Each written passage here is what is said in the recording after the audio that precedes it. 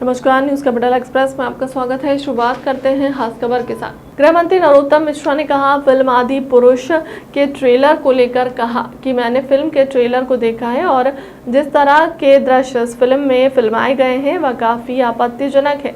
Film commando के अंगवस्तुओं को लेकर जो दृश्य फिल्माया गया है उसे चमड़े का प्रयोग दिखाया गया, जबकि स्पष्ट है कि कंचन वरण विराज सुबेसा कानन कुंडल कुंचित केसा हाथ ब्रज जो ध्वजा विराजे कांधे मूज जेनेऊ साजे। हनुमान चालीसा में स्पष्ट लिखा है कि और इसलिए आज मैं फिल्म के निर्माता निर्देशक और राउत को पत्र लिखकर कह रहा हूं कि जो आपत्तिजनक दृश्य उन्हें हटाया जाए, अन्यथा उन पर मामला दर्ज किया जाएगा।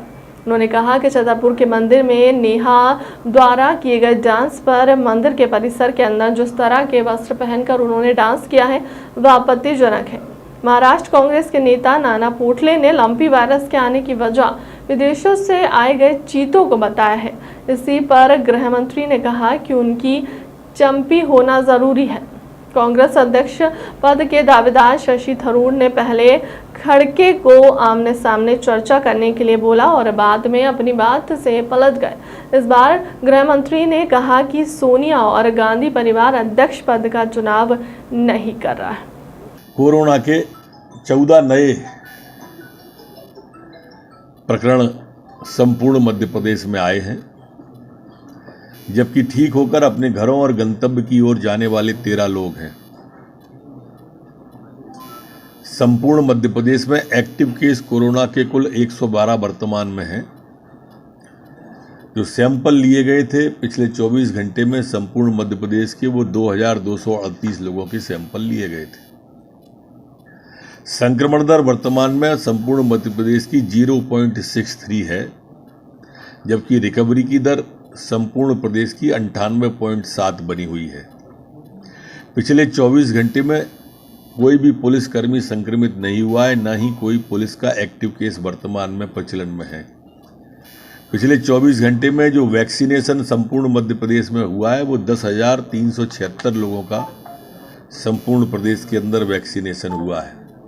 जो आज तक कुल वैक्सीनेशन हुआ है वो 13,31,80,256 लोगों का संपूर्ण मध्य प्रदेश के अंदर वैक्सीनेशन हुआ है।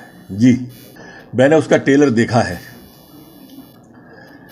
और सच में उसमें आपत्तिजनक दृश्य हैं।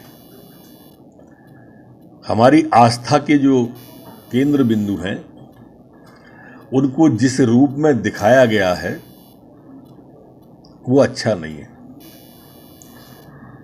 अब हनुमान जी कई अंग वस्त्र जो हैं चमड़े के उसमें दिखाए गए हैं, जबकि हनुमान जी के तो चित्रण में अलग से कहा गया है कानन कुंडल कुंचित केसा हाथ वज्र और ध्वजा विराजे कांधे मूज जनेऊ साजे।